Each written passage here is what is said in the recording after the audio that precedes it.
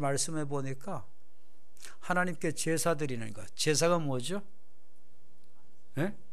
worship, service, 하나님께 예배 드리는 것을 의미하죠. 예배를 뭐라고 그래요? worship이라고, 경배하는 것. service, 하나님을 섬기는 거라고 그러죠. 이것을 제사로 얘기하죠. offering에서 나를 드린다, sacrifice, 나를 희생해서 하나님께 섬기는 거죠.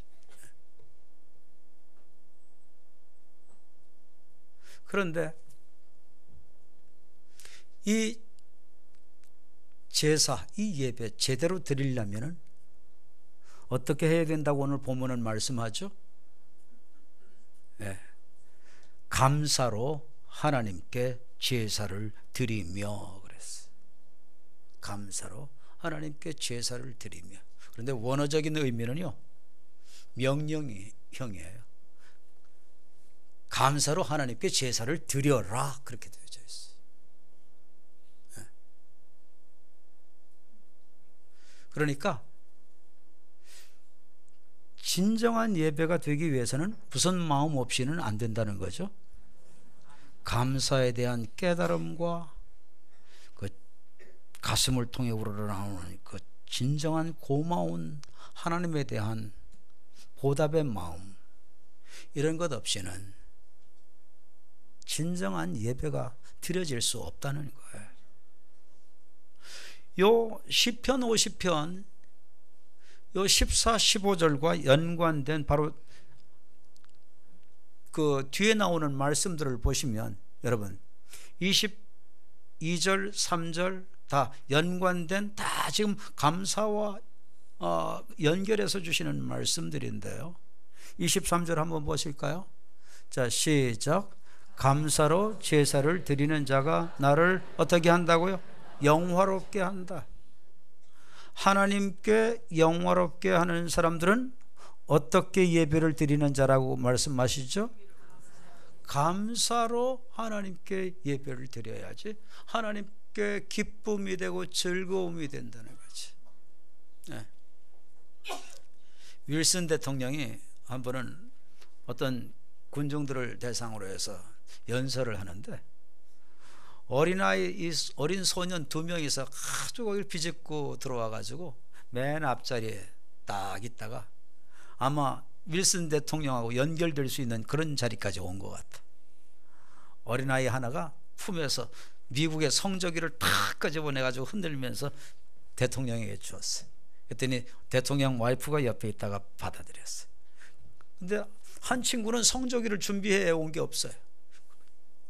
주머니에 손을 넣고 이렇게 저렇게 만지더니 동전 그 한 입을 끄집어내 가지고 윌슨 대통령에게 드렸어.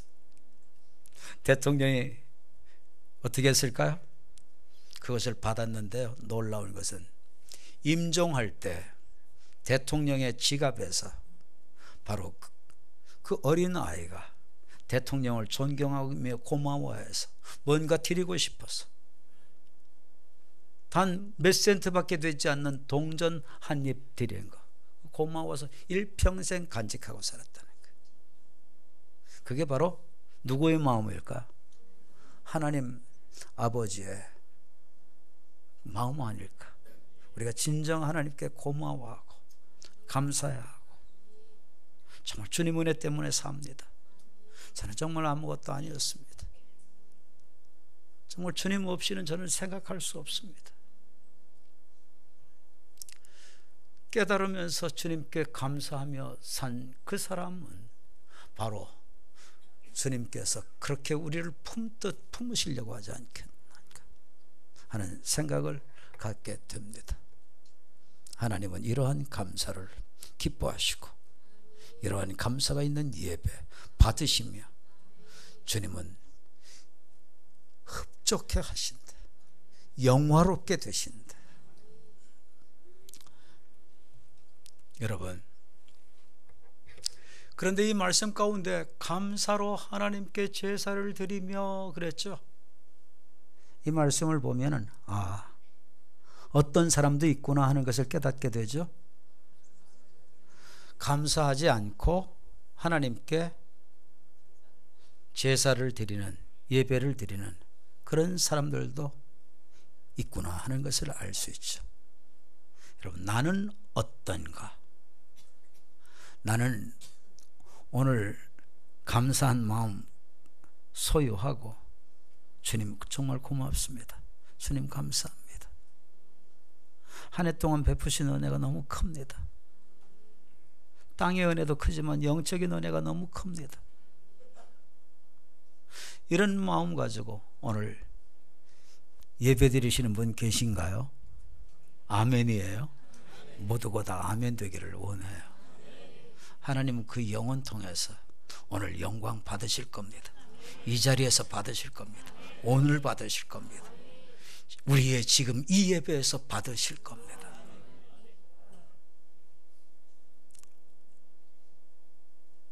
너무나 종교적 예배, 형식적 예배, 기계적 예배, 의무적 예배, 이런 예배가 많다는 것이. 나의 예배는 어떤 것 같아요? 여러분, 하나님이 인정해 주시는 예배 되기를 바랍니다. 감사드리지 않고 예배 흉내 모습 낼 수 있다는 것이, 이런 내가 되지 않아야 되겠죠. 의식을 갖고 예배 드려야 되겠죠. 가슴을 갖고 예배 드려야 되겠죠. 진정을 담아 예배 드려야 되겠죠. 신령으로 예배를 드려야 되겠죠. 그런데요, 여러분, 감사로 하나님께 제사를 드리며 지존하신 이에게 내 서원을 갚으며 그랬어요.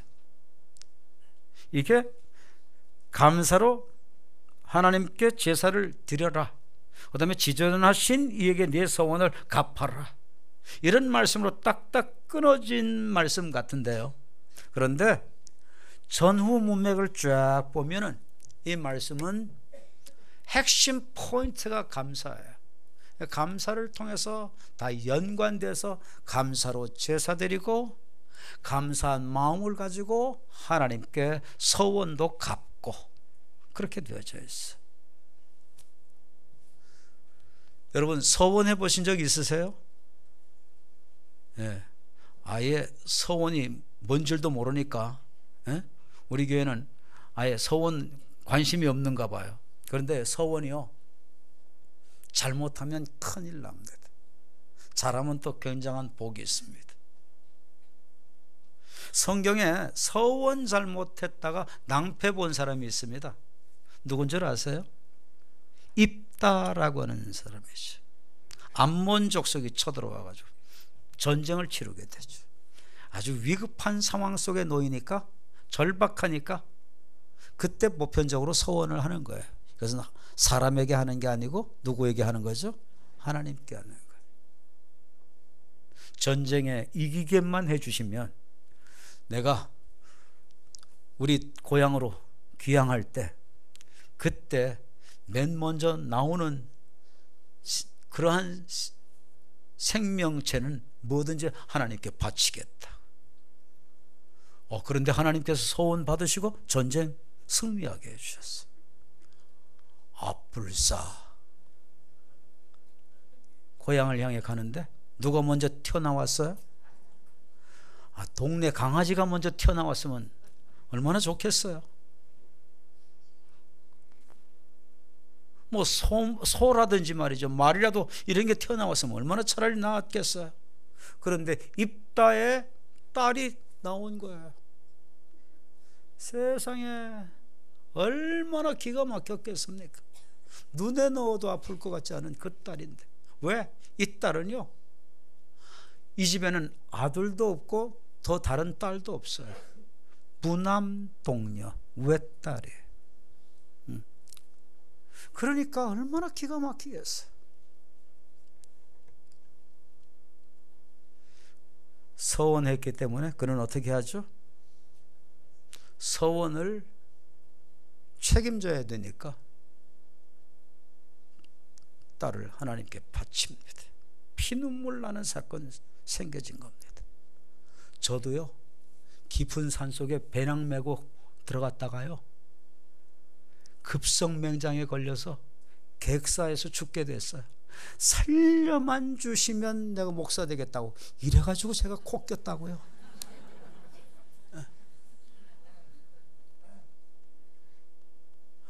그러니까요, 여러분들, 서원 함부로 하는 거 아니에요. 서원 함부로 하는 거예요. 정말 목숨과 연관된 촉각을 다투는 이런 상황에 보편적으로 서원하는 거예요. 그리고요, 15절에 무슨 말씀을 하시죠? 환난 날에 나를 부르라. 예. 환난 날에 나를 부르라, 그렇게 말씀하시죠. 이 말씀은 감사와 연관이 될까요, 안 될까요? 문맥적으로 보면요, 여러분, 감사와 연관이 됩니다. 무슨 말씀이냐? 하나님께 찾고 부르짖고 기도하고 하는데요, 주님께서는 환난 때도 그렇게 기도를 통해서 길을 열어주시고 문제 해결해 주시기를 원하는데, 환난 때에도 어떻게 주님께 기도하기를 원할까요? 감사로 기도하며 환난을 주셨을 때에도 감사로 처리하게 되기를 원하신다는 것이. 아멘. 여러분, 그래서 짝이 되는 말씀을 우리는 생각해 볼 필요가 있죠. 무슨 말씀이 있나요? 범사에 감사하라. 아무것도 염려하지 말고 오직 모든 것을 기도와 간구로 너희 구할 것을 하나님께 뭐뭐함으로 아뢰라. 감사함으로 모든 것 하나님께 아뢰라. 감사를 명령하신 주님의 명령 속에는 좋을 때만 감사라는 얘기가 아니에요. 어떤 때에도 하나님은 감사하라는 거죠. 상황이 좋지 아니할 때도, 오늘날로 말하면 어떤 상황인데도 감사하라는 거죠. 실직이 됐다고 할지라도 감사하고, 그죠? 불경기가 끝이 보이지 않는 상황에도 어떻게 하고? 감사하고. 건설 경기가 침체되어져서 바닥을 내려갔는데 이런 상황에도 건설업 하면서 힘든 이런 상황이 됐는데도 주님은 어떻게 하라? 감사하라. 가정에 누가 상을 당했는데도 주님은 어떻게 하라? 감사하라.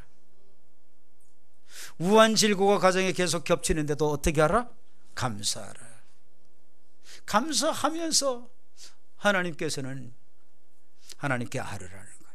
이 말씀은 곧 모든 상황 속에는 다 어떻게 할 요소들이 담겨져 있다는 거죠.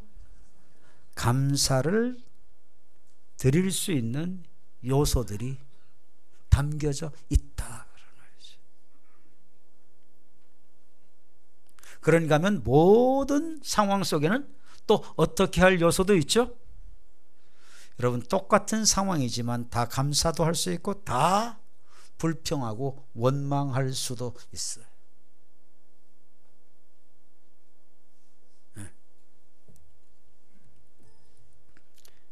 여러분, 그런데요, 감사하지 않는 삶을 주님은 얼마나 무섭게 말씀하는 줄 아세요?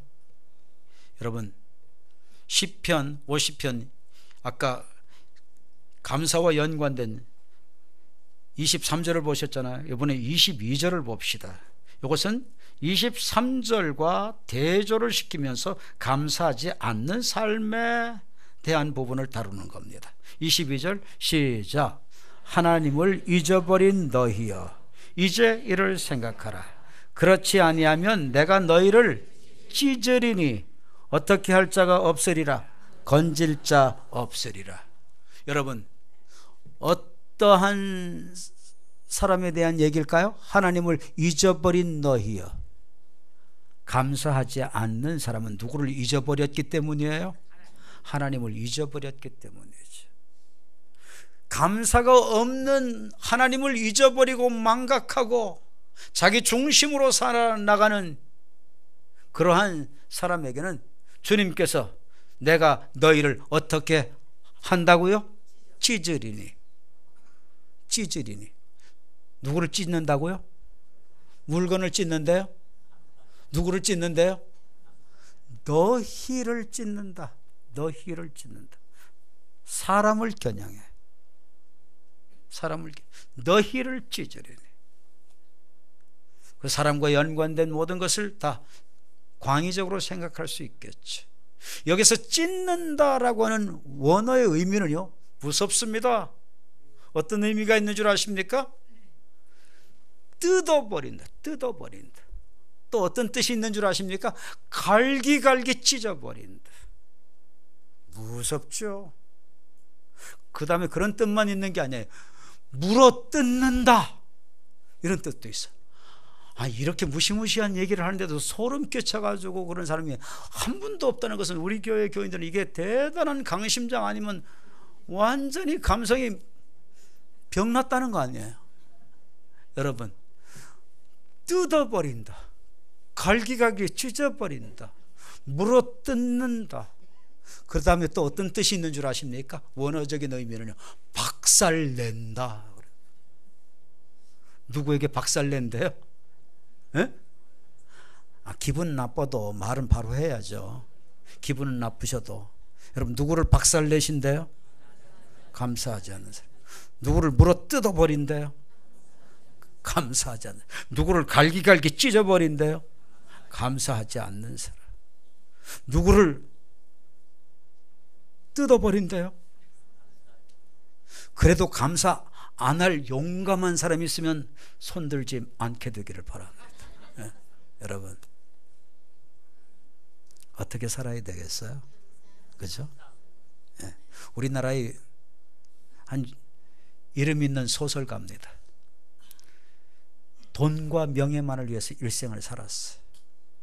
그렇게 나이가 많지도 않고 적지도 않은 47살, 제법 돈도 벌었어요. 그리고 명예도 얻었어요. 그런데 어느 날 욕심이 과해가지고 일생 모은 것을 어디다가 손을 댔을까요? 예? 어떻게 그렇게 잘 알아요? 정권에 손을 댔어요. 하여튼 이런 분위기로 나오면 정권이 대답인 것 같아요. 예. 정권에 손을 댔어요. 생각같이 잘 되었으면 얼마나 좋겠어요. 그냥 다 평생 모은 것 거의 다 날아가게 됐어요. 너무나 기가 막히고 한순간 다 날아가 버리고 난 자기 인생 아니에요. 그러니까 속이 상하고 어떻게 막 생각하면 분도 나고 만회할 길은 없고 속이 상해가지고 그러다 어느 날부터 밥을 제대로 못 먹게 됐어요. 그런데 살이 생각보다 너무 빨리 빠지는 거예요. 그리고 얼굴에 황달기가 오고 온 몸이 이렇게 누렇고 그러다가 검해져 가는 것 같아. 암만 해도 이상하다 싶어서 병원을 가서 조사를 해보니까 뭘까요? 간암인데 이미 마지막 부분이 돼서 3개월밖에 못 산다는 진단이 내려졌어요. 아니, 왜 하필이면 내가 암이냐? 너무나 기가 막혔어. 병원에서 나와서 그는 집으로 가지 않고 무작정 길이 열려져 있는 곳으로 무조건 하염없이 걸으며 흘러내려오는 눈물을 주체할 수가 없었어. 내가 일생을 이렇게 살다가 마무리하려고 이렇게 살아왔냐? 오직 명예와 돈 이것만을 위해서 쫓던 자기의 삶, 그것이 이렇게 허망하게 탁 깨지고 무너져서 끝나버리게 되니 너무나 기가 막힌 거예요. 가다가 한참 몇 시간을 걸었을까? 걷는데 한쪽에 교회가 보여요. 어릴 적에 다녔던 교회가 생각이 났어요.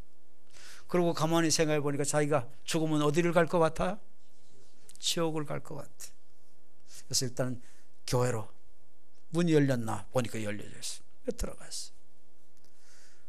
아무도 없는 의자에 혼자 앉아가지고 정신없이 울다가 나중에는 지쳐서 있는데 하나님께 기도를 나도 해봐야 되겠다. 그런데 살려달라는 기도 안 했대요. 내가 죽고 나면 내 남편과 자식들은 어떻게 될까? 그거 위해서 기도 안 했대요. 생명을 연장시켜달라, 그 기도도 안 했대요. 그런데 딱 한 가지를 기도했대. 하나님, 제가 너무나 삶을 잘못 살았습니다. 저를 용서해 주시고 이제 3개월만 남았다는데 내 생명이, 내가 3개월 동안 어떻게 살면 좋겠습니까? 어떻게 살면 하나님께 인정받겠습니까? 내 남은 삶이 3개월 남았다고 하니까 이제 남은 것은 오직 하나님께 인정받고자 하는 그 마음밖에 안 들더래. 어떻게 하면 하나님, 내 남은 3개월을 하나님께 인정받도록 살 수 있겠느냐고 막 울부짖고 기도하는데 하나님께서 그런 마음에 그 음성 같은 것을 주시더래요. 사랑하는 딸아, 사랑해라, 사랑해라, 사랑해라. 3마디를 주시더래요. 그러고 가만히 생각해 보니까 자기는 일생 동안 자기만을 위해서 살았지 남을 사랑한다는 거 생각해 보지 못하고 살았어. 오직 돈과 명예만을 위해서 일평생 그렇게 몰두하면서 살아온 거예요. 그렇게 되기 위해서는 많은 사람에게 상처도 줬어. 못할 짓도 했어. 그래서 상처를 줬던 분들, 사랑하지 못했던 분들 쫙 리스트를 작성했어. 3개월 동안 열심히 찾아다니면서 이제 생명이 얼마 안 남았으니까 나를 용서해달라고. 아니, 교만하게 짝이 없던 사람이 와서 그러니까 황당할 거 아니겠어요? 내가 이제 간암에 걸려서 이제 곧 얼마 안 있으면 죽는다. 내 삶을 깨끗하게 마무리하고 나는 마치기를 원하는데 정말 나를 용서해달라고, 정말 사랑 못한 걸 용서해달라고, 남은 기간이라도 사랑하기를 원한다. 일일이 찾아다니면서. 그러고 보니까 사람에게만 사랑을 못한 게 아니라 누구에게도 못했어요? 어르신, 하나님께도 못했어요. 제일 밑 어르신한테도 사랑을 못했어요. 그래서 남은 재산 좀 정리해서 거금을 하나님께 드렸어요. 그리고 3개월 동안 열심히 사랑하면서 그렇게 살았는데 3개월 딱 지났어요.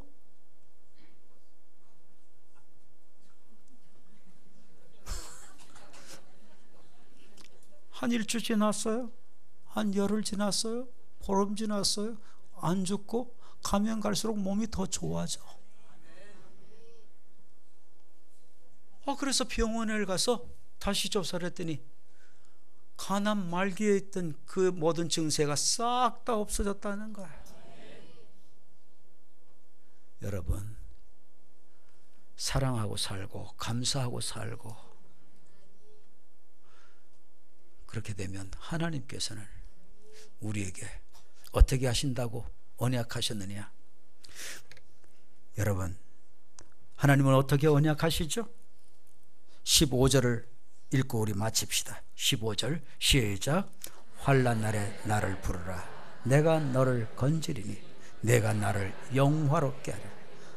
여러분, 감사하면서 환난에도 대처해 나가시고 어려운 때도 감사하며 기도하시고 나가면 주님은 어떻게 해주신다? 건져주신다, 구출해 주신다, 구원해 주신다. 이게 바로 뭐예요? 구원이 바로 복음의 핵심 내용이잖아요. 구약에도 복음 투성이에요. 감사하며 환난에도 대처하고 임하는 사람에게 하나님은 복음의 능력을 주시고, 주님은 건져주시고 구원해 주시고 살려주시고 회복을 주시고, 그래서 네가 나를 어떻게 하리로다? 영화롭게 하리로다. 하나님께 영화롭게 한다는 것은 이미 하나님의 영광이 내게 부어져서 그 까닭에 감격해서 견딜 수 없을 때 하나님께로 감사가 올라가고 찬양이 올라가고 주님을 높이게 되고 자랑하게 되니까 하나님이 영광을 받으시는 거죠. 여러분, 말씀을 맺겠습니다.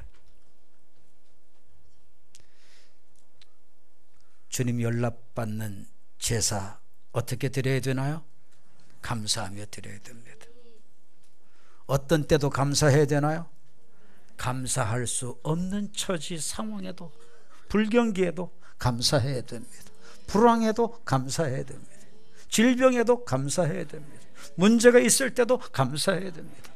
감사를 하면서 또 여러분 무엇까지 갚아야 되나요? 서원한 것까지 갚아야 됩니다. 그리고 여러분, 정말 어려운 상황에도 환난에도 감사하면서 살게 되면 주님께서는 건져 주십니다. 여러분들 가운데 이런 처지에 있는 분들 계십니까? 주님이 건져 주실 겁니다. 그리고 주님이 영광 받으실 겁니다. 간증의 주인공 될 겁니다. 기도합시다.